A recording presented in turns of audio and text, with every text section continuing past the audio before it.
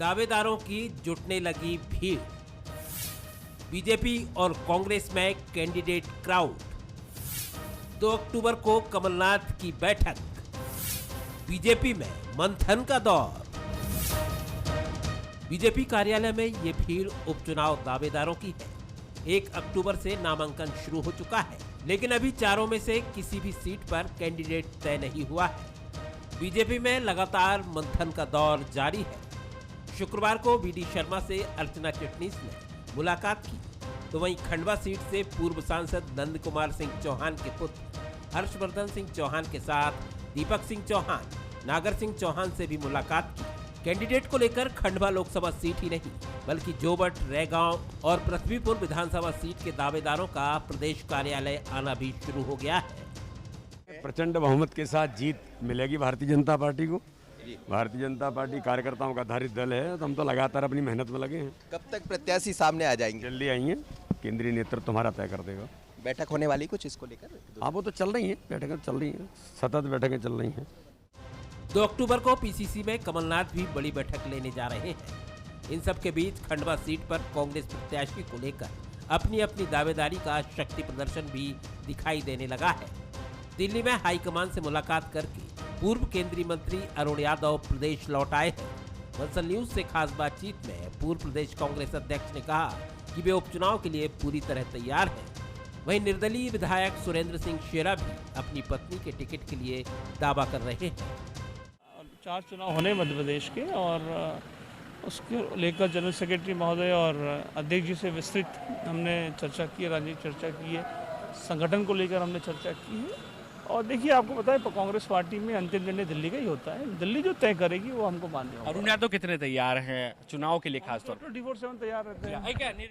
अगर आप आम आदमी की आवाज़ सुनेंगे सर्वे में, और सही सर्वे होगा, जो कि पूरा विश्वास है आदरणीय कमलनाथ जी का सर्वे सही रहता है, ऑथेंटिक रहता है, और ऐसे लोगों से करवाते हैं कि कोई उनको जानता नहीं, ऐसे सर्वे होते हैं कमलनाथ जी के। और अगर सर्वे के आधार पर, ऑथेंटिक सर्वे के आधार पर टिकट, मैंने डे 1 से बोल रहा हूँ कि मेरे सिवा, जयश्री सुरेंद्र सिंह के सिवा किसी को टिकट मिलेगा नहीं। ऑथेंटिसिटी यही है। चुनाव का काउंटडाउन शुरू हो चुका है। 30 अक्टूबर को मतदान है।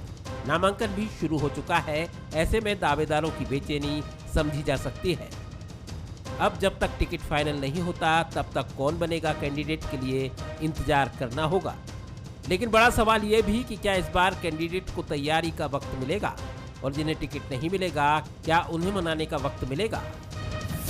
नमस्कार, मैं हूं शरद द्विवेदी और हमारा आज का मुद्दा है कौन बनेगा कैंडिडेट। कैंपस सिलेक्शन हमने सुना है, जब किसी लीडिंग इंस्टीट्यूट के लिए वहाँ से बच्चे ग्रेजुएट या पोस्ट ग्रेजुएट होकर निकलते हैं, तो एक कैंपस सिलेक्शन की प्रोसेस होती है। और जो बड़ी कंपनीज़ होती हैं जहाँ के लिए वो सिलेक्शन करने के लिए आती हैं, तो वो अपना टेस्ट भी लेती हैं। उनकी एक बड़ी मजबूत और बड़ी पुख्ता प्रणाली होती है। मैं ये नहीं कह रहा हूँ कि राजनीति में भी इस तरह की किसी प्रणाली का पालन होना चाहिए। राजनीति में चुनाव आते ही कलफ लगे कुर्ते चमकने लगते हैं, हाथ में गुलदस्ते लिए नेताओं के पास पहुंचने वाले अभ्यर्थियों की कतारें लग जाती हैं। और कई बार तो उन तमाम, कहा तो ये भी दावा सामने आता है कि पत्रकारों तक भी पहुंच जाते हैं कि कोई भी कोना ना छोड़ा जाए। भैया आप ही थोड़ा बोल देते तो अच्छा रहता। हमने देखा है आपको वीडी शर्मा जी के पास आप हमेशा, कमलनाथ जी के पास आप हमेशा। तो ये प्रक्रिया शुरू होती है, और यही वो प्रक्रिया है जो कन्फ्यूजन भी पैदा करती है। तो ये राजनीतिक दलों के लिए तो एक बड़ी चुनौती है कि वो कैसे योग्य उम्मीदवार को चुने, किस तरह से वो उस प्रक्रिया को अपनाएं कि उन तक वो व्यक्ति पहुंच पाए, या उस व्यक्ति तक वो पहुंच पाएं जो वाकई अपने क्षेत्र में, जिस भी संबंधित क्षेत्र के चुनाव का विषय है, वहाँ वो दमखम रखता है, और वहाँ उसको टिकट मिलना एक मजबूत टक्कर देने का कारण बन सकता है।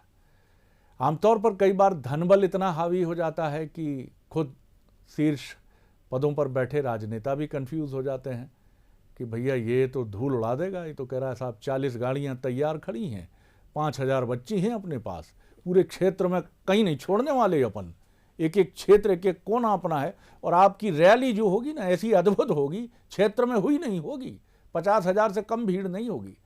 ये भी पैमाना बन जाता है और इसमें वो ईमानदार कैंडिडेट जिसके पास दमखम तो होता है लेकिन धन नहीं होता, वो पीछे छूट जाता है। तो ये राजनीतिक दलों के लिए तो एक चुनौती है कि कौन बनेगा कैंडिडेट, क्योंकि तमाम चीज़ें हैं। जाति का समीकरण इस देश में कभी पीछे नहीं छूटता है सर। और कई बार तो ये कहा जाता है बहुत इस तरीके से कि भैया जाति आड़े आ गई आपकी, नहीं तो आपसे कोई योग्य है नहीं। अब बताइए, जीतने लायक भी है लेकिन जाति का गणित है कि उसको इग्नोर करेंगे तो पूरे प्रदेश में मैसेज जाएगा। ये राजनीति की वो मजबूरियां हैं जो श्रेष्ठ कैंडिडेट के चयन में हमेशा बाधा बनती है। लेकिन राजनेताओं को इस चक्रव्यूह से जूझना ही पड़ता है, क्योंकि न सिर्फ उन्हें जीतना होता है बल्कि जीतने के लिए कोई कोर कसर नहीं छोड़नी होती। तो फिर एक बार दोनों ही पार्टियों के प्रदेश कार्यालय गुलजार हैं, बीजेपी और कांग्रेस के। फिर कलफ लगे कुर्ते, हाथ में गुलदस्ते चमकने लगे हैं, झमकने लगे हैं। तमाम स्रोतों से, दिल्ली से, मध्य प्रदेश से, दूर दराज से फ़ोन कराए जा रहे हैं। देखते हैं किसके भाग्य में है कि यही बनेगा कैंडिडेट। आज इसी पर बात करेंगे। जो मेहमान हमारे साथ हैं उनसे मिल लीजिए। भोपाल स्टूडियो में मेरे साथ हैं संदीप पौराणिक, वरिष्ठ पत्रकार, राजनीतिक विश्लेषक, बहुत स्वागत करता हूं। जितेंद्र मिश्रा जी हैं, प्रवक्ता कांग्रेस, युवा नेता, और उमेश शर्मा जी हैं, कांग्रेस के सीनियर लीडर, लेकिन युवा बराबर हैं वो। और बढ़िया, उनके साथ बात करना हमेशा आनंद का विषय इसलिए रहता है कि भाषा बड़ी, हिंदी भाषा बड़ी खनकती, झमकती, चमकती है। बहुत उनका भी मैं स्वागत करता हूं। संदीप जी, सबसे पहली टिप्पणी आपकी। राजनीतिक दलों के पास अभी भी एक अचूक मूल्यांकन प्रणाली नहीं है। ये चुनौती तो उनकी है ही, क्योंकि उनको इतना बायस करने की कोशिश भी उन्हीं के संगठन की तरफ से कई बार हो जाती है, जाने और अनजाने में, कि वो भी भ्रमित हो जाते हैं। इतने दबाव आते हैं, इतने प्रेशर आते हैं। फिर भी बीजेपी की एक ऐसी प्रणाली है जिसमें दावा बराबर रहता है कि संसदीय बोर्ड तक प्रक्रिया जाती है। हम देखते हैं, विचार करते हैं। आप मध्य प्रदेश के इन बाय इलेक्शंस के लिए किस तरह से देख रहे हैं, जो 1 लोकसभा और 3 विधानसभा सीटों के उपचुनाव की बात है, और इन चुनावों के लिए जिस तरह हम भीड़ देख रहे हैं, चुनौती फिर गहरी है? शरद जी, बात बिल्कुल ठीक है कि चुनाव ये महत्वपूर्ण है मध्य प्रदेश की राजनीति के हिसाब से। भले ये 4 चुनाव हैं, 3 विधानसभा के, 1 लोकसभा से। इससे ना तो सत्ता जाने वाली है और ना सत्ता किसी के हाथ में आने वाली है। स्थितियां ज्यों की त्यों रहेंगी, लेकिन ये नतीजे असर डालेंगे राजनीति पर, राज्य की। जहां तक आपने प्रत्याशी चयन की बात की है, मेरा अपना जो अनुमान है या मैं जो समझ पाता हूँ राजनीति का, वो ये लगता है कि कई बार फीडबैक जो आप तक आता है वो ऐसे चैनल से आता है जो किसी के लिए फायदेमंद होता है। भले वो राजनेता कहता है कि हम जमीनी स्थिति का पता कर रहे हैं, विनिंग कैंडिडेट होगा हमारा, तमाम चीजें होंगी जातीय समीकरण को देख के, लेकिन एक पक्ष और होता है जो होता है गुटबाजी, नेता का बरदहस्त।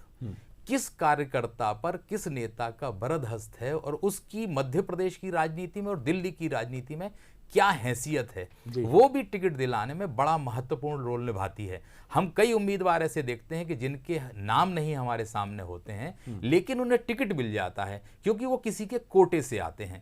जहां तक आपने बीजेपी की बात कही, तो बीजेपी के पास एक फायदेमंद चीज है उनका संगठन। उनका संगठन नीचे तक है और बहुत सी चीजें उन तक आती हैं।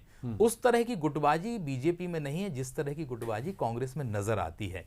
कांग्रेस के लोग ये कह सकते हैं कि नहीं, हमारे यहाँ तो स्वतंत्रता है, आज़ादी है बोलने की, लेकिन ये कांग्रेस की सबसे बड़ी कमजोरी और सबसे बड़ी ताकत है कि उनके यहाँ गुटों में कांग्रेस बटी हुई है। दूसरी तरफ बीजेपी है जो बेहतर तरीके से उम्मीदवार चयन में अनुशासन का डंडा भी चला देती है, जो कांग्रेस नहीं कर पाती है। बिल्कुल ठीक बात है, लेकिन दोनों ही पार्टियों का अपना अंदाज है और अपनी रवानी है। कहीं कांच चटकते हैं, टूटते हैं।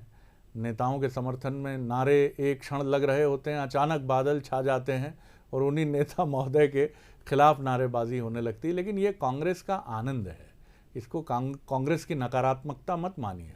और इसीलिए ये पार्टी जब फ्री फ्लो में आती है तो फिर वो चौंका भी देती है। 2018 आपका सामने इसका उदाहरण है। जितेंद्र जी, एक छोटी टिप्पणी आपकी, फिर मैं उमेश जी की तरफ चलता हूं। नहीं, देखिए शरद जी, ये लोकतंत्र है। हमारे क्षेत्रीय नेता इतने मजबूत होते हैं कि वो अपने क्षेत्र में खुल करके काम करने का प्रोत्साहन पाते हैं, जिसकी वजह से, जिसे आप अभी पौराणिक जी कह रहे थे कि क्षेत्रीय गुटबाजी नहीं है। क्षेत्रीय नेतृत्व को अगर आप मजबूत करेंगे तो निश्चित तौर पर उसकी आवाज भी सुनना पड़ेगी। रहा सवाल, अभी आपने देखा कि भारतीय जनता पार्टी की मजबूत स्थिति के लिए पौराणिक, मैं असहमत हूं इस चीज से। भारतीय जनता पार्टी की स्थिति मजबूत आपने पहले भी देखा, लगातार जन आशीर्वाद यात्रा मुख्यमंत्री निकाल रहे थे। ये कहने में आ रहा था कि कांग्रेस का पता नहीं है, भारतीय जनता पार्टी फील्ड पे खड़ी हुई है, लगातार मुख्यमंत्री की जन आशीर्वाद यात्रा। परिणाम क्या हुआ आपने देखा, सरकार से बाहर हो गई। इसके बाद दमोह चुनाव आया, दमोह चुनाव में भी इसी तरह की प्रतिक्रिया आई कि कांग्रेस वहां कमजोर है, कांग्रेस जीत नहीं पाएगी, लेकिन आपने देखा कितने बहुमत से कांग्रेस जीती। तो ये कांग्रेस की, आपको एक चीज बताता हूं, जहां पर कांग्रेस का कार्यकर्ता लगातार एक होकर के लड़ता है, उस विधानसभा सीट पर कांग्रेस हमेशा जीतती है। जी चलिए उमेश जी, आपने सुनी बात, क्या आपके साथी कह रहे हैं? बीजेपी की प्रणाली पर भी हम बात करेंगे आपसे ज़रूर कि बीजेपी की प्रणाली कितनी अचूक और कितनी अभेद है इस मामले में, इस पर भी ज़रा रोशनी डालिएगा। प्रणाली कितनी भी अचूक क्यों ना हो, कहीं ना कहीं कुछ और बेहतर करने की गुंजाइश तो रहती है। जी जी शरद जी, मुझे लग रहा है कि आज तो आपने शुरुआत में ही गुदगुदा दिया। जिस तरह का आपने हास परिहास के साथ इस गंभीर विषय को रखा है, मुझे लगा है कि इस विषय में सरसता भी आई और आनंद का भी संपुष्ट हो गया है इसमें। जी आप विश्वास रखिए कि कैंपस प्लेसमेंट जो होगा, इस कैंपस प्लेसमेंट में इस बार भी भारतीय जनता पार्टी की यूनिवर्सिटी में किसी भी मापदंड में शिथिलता नहीं दी जाएगी। आज भी मापदंड मेरिट पर होगा, आज भी मापदंड प्रावीण्य सूची का होगा। जो संदीप पौराणिक जी भाई साहब ने कहा, जो आदरणीय जितेंद्र जी ने कहा है, भारतीय जनता पार्टी रंचमात्र भी, राय बराबर भी अपने मापदंडों में शिथिलता नहीं बरतेगी। ना जातिगत आधार होगा, ना सिंपैथी को आधार बनाया जाएगा। किसी भी सीट पर यह भी हमारी प्राथमिकता नहीं होगी कि सहानुभूति को भुलाया जाए कि फला था और फलाना नहीं है, तो उसकी सहानुभूति के वोट को प्राप्त करने के लिए उसके परिजन को प्राथमिकता मिलना चाहिए। इस कैंपस प्लेसमेंट में यह भी आधार नहीं होगा शरद जी।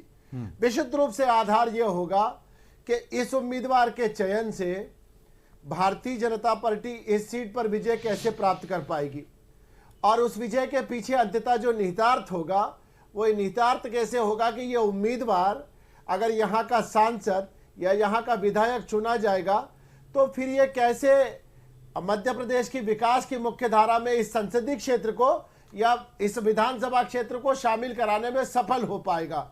तो हम जो निर्णय करेंगे वो गुणवत्ता के आधार पर करेंगे। हम निर्णय उसकी जाति के आधार पर, हम निर्णय उसकी पारिवारिक पृष्ठभूमि के आधार पर, उसके परिवार वाले वहां नेतृत्व करते रहे हैं इसलिए उसका स्वाभाविक अधिकार बन गया, ये मापदंड नहीं होगा। और आखिरी बात शरद जी, क्योंकि सभी को अवसर देना होता है कि पार्लियामेंट्री बोर्ड जब निर्णय करेगा, प्रदेश चुनाव समिति की अनुशंसा पर करेगा, तो वो अनुशंसा जो प्रदेश चुनाव समिति करेगी, वो अनुशंसा बहुत गहन विश्लेषण के बाद की जाएगी, और उस गहन विश्लेषण के आधार में जो बहुकोणीय समीक्षा करी जाएगी, उस बहुकोणीय समीक्षा में जो प्रत्याशी होगा उसका व्यक्तिगत चारित्र, उसकी समर्पण के प्रति, संगठन के प्रति समर्पण, उसका समाज जीवन के अंदर सक्रियता, वहां की उस विधानसभा या खंडवा, चूंकि लोकसभा है तो इसलिए लोकसभा बार बार जोड़ रहा हूं कि उस संसदीय क्षेत्र में उसका जुड़ाव कितना है। तो इन सब आधारों पर हम निर्णय करेंगे, और वो जब सब निर्णयों के आधार पर इस कैंप, आखिरी बात, ये जब कैंपस सिलेक्शन होगा तो वो फिर जो मेरिट की लिस्ट बनेगी, तो वो संगठन के प्रति समर्पण में कितने नंबर लाया है, वहां उसका जनाधार कितना है, जातीय समीकरण भी, यह निर्मम सच है, इसको भी मैं इनकार नहीं करता हूं, यह भी एक निर्मम सच है, उसका प्रभाव कितना है। पर केवल जातीय समीकरण के आधार पर ऐसा निर्णय नहीं होगा। तो भारतीय जनता पार्टी जो है, कम से कम वो इस दुविधा से मुक्त है जो सुरेंद्र सिंह शेरा ने पैदा कर रखी है जितेंद्र जी भाई साहब के सामने और कांग्रेस के सामने। देखिए, आपका सिलेक्शन जो है वो संगठन के प्रति समर्पण, अभी हमने देखा उपचुनावों में आपके संगठन के प्रति समर्पण लोग दरी उठा रहे थे, आपने दूसरे दलों से आए लोगों को टिकट दिया, ये आपका पैमाना है टिकट देने का। आपने दमोह में भी तो इसी बात को लेकर के मुंह की खाई है, दमोह में पराजय आपको इसी प्रवीण सूची के कारण हुई है। चलिए नवजोत सिंह सिद्धू का मैटरनिटी होम जितेंद्र जी दल जनपद था क्या? मैं आता हूं दल जनपद से पैदा हुआ क्या नवजोत सिंह सिद्धू? लेकिन दर्जन पद पर पैदा हुआ है नवजोत सिद्धू। जी, मेरी एक विनम्र अपेक्षा जरूर है। मैं कभी भी शरद जी मैं कभी भी शरद जी आपके क्षेत्राधिकार पे अतिक्रमण नहीं करता हूं जी। ये आपका विशेष अधिकार है कि प्रश्न आप करें। जितेंद्र जी को डिबेट के तौर तरीके समझाइए। नहीं, मुझे डिबेट के तौर तरीके उमेश जी अच्छे से आते हैं। अरे चलिए सर, विषय पे आते हैं। हम कहा नहीं जितेंद्र जी, ये तरीका नहीं है। आप चलिए, कोई जय पराजय नहीं, कोई जय पराजय नहीं। हार से न जीत से किंचित नहीं भयभीत में, और आप क्रॉस करेंगे तो सर मैं आपको बोलने नहीं दूंगा। जीवन पथ पर जो भी मिला, ये भी सही वो भी सही, यही मंत्र है जीवन का। ऐसा मत करिए। बहस करो और करने दो, है ना सर। जैसा जियो और जीने दो वैसा। और ये एंकर जो आपके सामने है सर, भिन्न तो मैं नहीं कहूँगा, लेकिन ये जरूर है कि हम लोग ये कोशिश करते हैं कि संवाद बना रहे।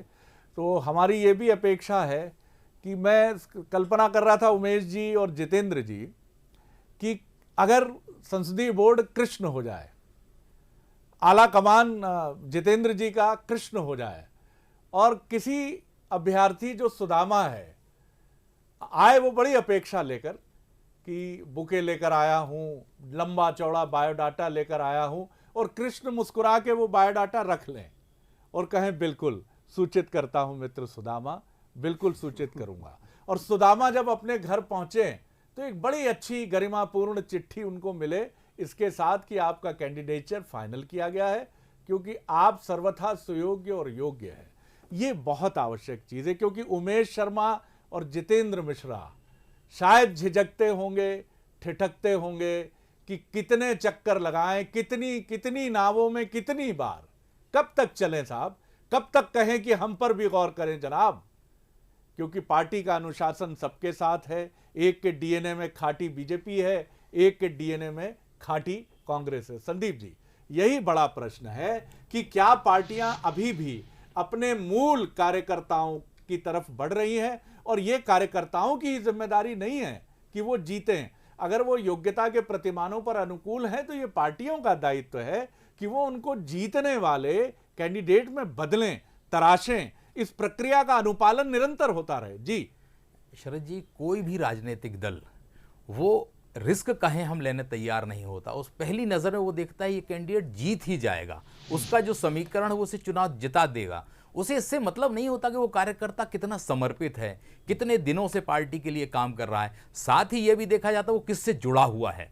क्या कार्यकर्ता जो वाकई में, जैसा आपने उमेश जी के बारे में, जितेंद्र जी के बारे में कहा, ऐसे कार्यकर्ताओं की दोनों राजनीतिक दलों में फौज है, बड़ी तादाद में है। लेकिन इन घोड़ों पर दाव लगाने से लोग हिचकते हैं। जैसे आपने सुदामा वाली बात कही, सुदामा पर कृष्ण तो स्नेह कर सकते हैं, गले लगा सकते हैं, लेकिन राजनीति में हम ये कल्पना नहीं कर सकते कि कृष्ण सुदामा को गले लगाएंगे। यही कारण है कि आज की तारीख में धन बल, बाहुबल और दीगर चीज़ों में जो सबल है उस पर ही राजनीतिक दल दाव लगाते हैं, और कार्यकर्ता कहीं पीछे छूटता जा रहा है, मुझे लगता है दोनों राजनीतिक दलों में।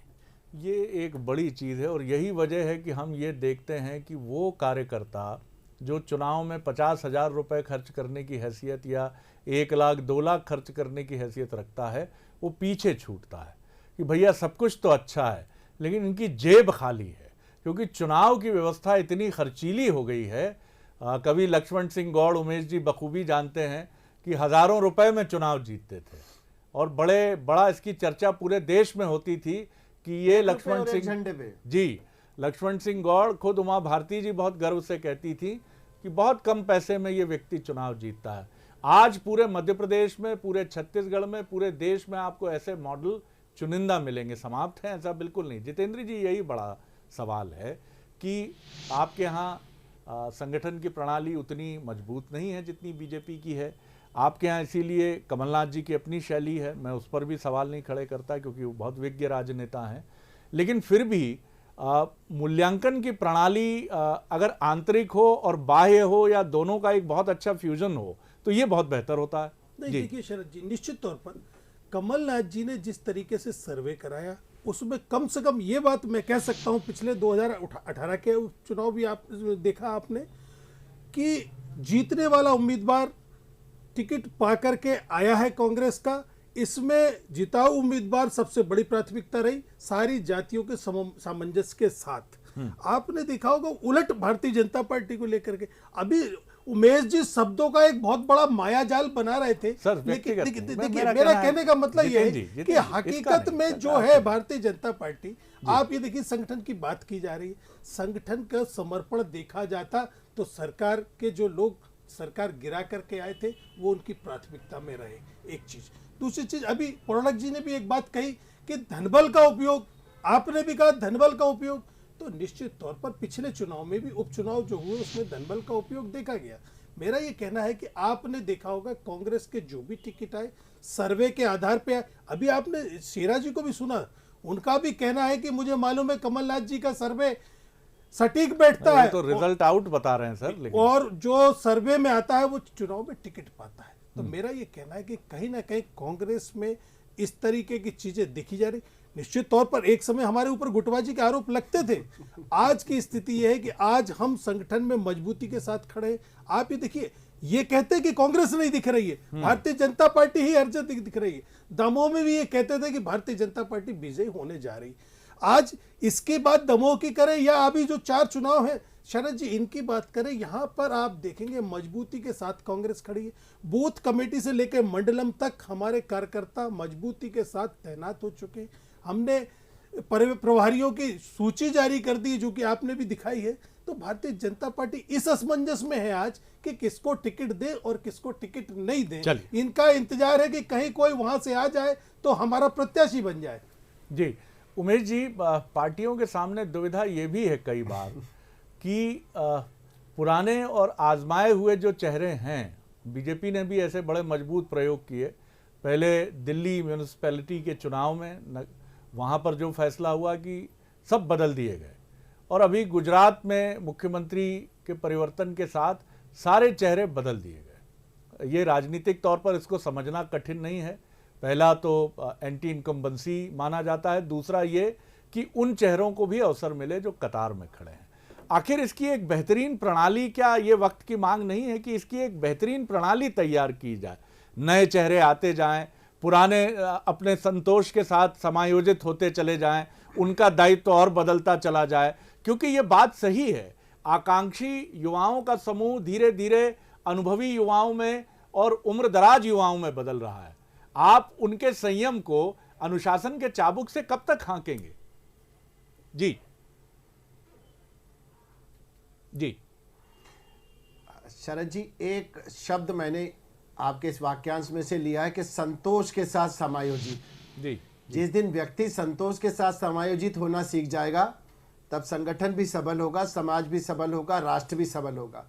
दुविधा यह है कि व्यक्तिगत आकांक्षाएं जो होती हैं वो संतोष के साथ समायोजित नहीं हो पाती हैं, व्यक्तिगत आकांक्षाएं जो है वो संतुष्ट नहीं हो पाती हैं, और ये जब व्यक्तिगत महाकांक्षाएं जो होती हैं वो सर उठाती हैं तो संगठन का भी अहित होता है, समाज का भी अहित होता है, देश का भी अहित होता है।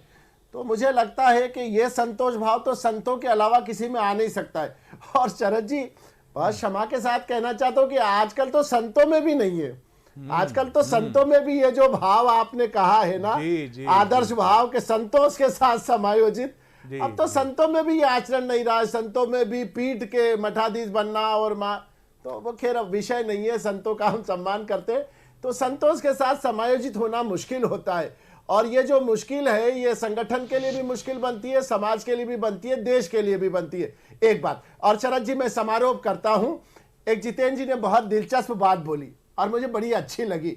जितेंद्र जी ने कहा कि कमलनाथ जी का सर्वे सटीक होता है, तो फिर मैं दिग्विजय सिंह जी के ट्वीट के लिए जो उन्होंने अरुण यादव जी को धन्यवाद दिया वो वापस ले लेता हूं, क्योंकि कमलनाथ जी के सर्वे में कहा था कि अरुण यादव जी टिकट की सूची में नहीं है, और सुरेंद्र शेरा जी को मैं बधाई दे देता हूं आपके इस बड़े चैनल के माध्यम से। अब आगे नहीं बढ़ा पाऊंगा, आगे नहीं बढ़ा पाऊंगा, माफी चाहूंगा। तो खैर ये कांग्रेस पार्टी का आंतरिक विषय है। जी जी जी जी जी बिल्कुल आंतरिक विषय है। लेकिन मैं आपका ये बात रिकॉर्ड में ला रहा हूं कि कांग्रेस की तरफ से जितेंद्र जी का ये क्लेम है कि ऐसी कोई भी चीज नहीं है, इस टाइप की कोई चीज नहीं जिसे आप रिकॉर्ड पे ले आए कर रहे हैं शर्मा जी, रिकॉर्ड पे हम ले आए।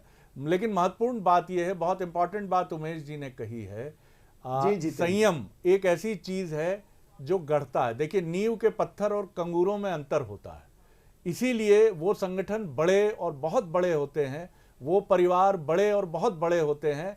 आईएएस भी निकलते हैं उस परिवार से, मुख्यमंत्री भी निकलते हैं, बड़े पदों और बड़े व्यापार और बिजनेसमैन तक लोग जाते हैं, लेकिन उनको वहां तक पहुंचाने वाला ये दावा नहीं करता, वो पिता हो, वो गुरु हो, टीचर हो, कि इनको मैंने पहुंचाया, आप दीजिए, आप आईएएस बन गए हैं, लौटाइए मेरा हिस्सा, लौटाइए मुझको, ये नहीं बोलता हो। बीजेपी में इसकी लंबी श्रृंखला रही है, कांग्रेस में भी बहुत लंबी श्रृंखला रही है। चाहे अहमद पटेल जी, जिनका कुछ समय पहले निधन हुआ, कुशाभाऊ ठाकरे, प्यारेलाल खंडेलवाल, और उसके पहले चलिए दीनदयाल जी, और कांग्रेस में तो एक अंतहीन श्रृंखला है, 135 साल पुरानी ये पार्टी है। लेकिन किसी ने यह दावा नहीं किया कि जवाहरलाल नेहरू को प्रधानमंत्री मैंने बनाया, इंदिरा गांधी ने जो निष्कंटक राज किया इसके पीछे संगठन में मैं था।